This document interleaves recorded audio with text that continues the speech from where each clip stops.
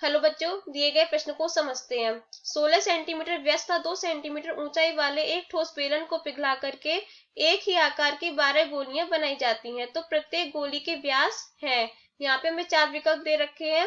Under root 3 centimetre, 2 centimetre, 3 centimetre और 4 centimetre. तो जिनमें से सिर्फ एक विकल्प सही होगा। तो आइए इसकी मुख्य अवधारणा पर चर्चा करते हैं।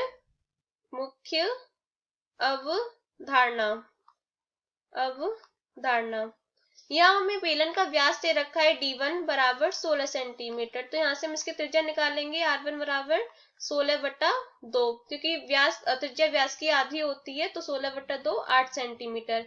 और हमें इसकी ऊंचाई दे रखी H1 बराबर 2 सेंटीमीटर। तो हमें क्या ज्ञात करना है। तो इसमें क्या कह रहा है कि ठोस बेलन को पिघला करके एक ही आकार की 12 गोलियां बनाई जाती हैं। तो प्रत्येक गोली का व्यास ज्ञात करना है, यानी कि हमें D2 ज्ञात करना है, जिसके लिए हमें पहले R2 का मान ज्ञात करना होगा। तो यहाँ से हम कह सकते हैं कि जो ठोस बेलन का आयतन होगा वो 12 गोलियों के आयतन के बराबर होगा। तो यहाँ से हम लिख सकते हैं ठोस बेलन का आयतन बराबर 12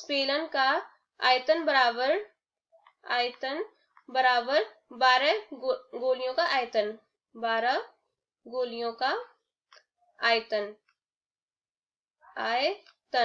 तो यहाँ से क्या हो जाएगा, बेलन का आयतन क्या होता है, पाई आर स्क्वायर एच। यहाँ पे R1 H1 लेंगे बराबर 12 गुणा गोले का आयतन क्या होता है 4/3 पाई आर का घन। यहाँ पे R2 लेंगे। तो यहाँ से सरल कर लेते हैं इसको, पाई से पाई कट जाएगा। R1 का मान रख दीजिए।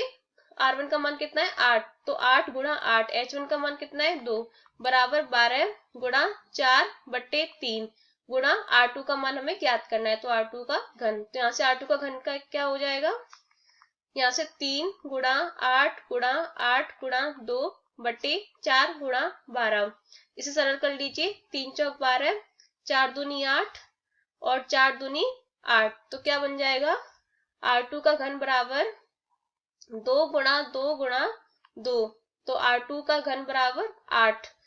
तो यहाँ से क्या हो जाएगा, R2 बराबर घनमूल के अंदर 8। तो यहाँ से R2 का मान हो जाएगा, R2 का मान 2 सेंटीमीटर। तो यहाँ से हम गोले की व्यास भी निकाल सकते हैं। तो गोले का व्यास क्या होगा, D2 बराबर व्यास त्रिज्या का दूना होता है, तो 2 गुणा R2 का मान रख दीजिए।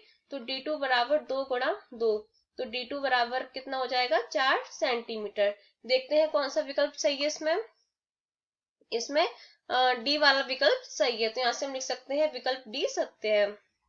विकल्प डी सत्य है। आशा करते हैं कि आपको प्रश्न समझ में आया होगा। धन्यवाद।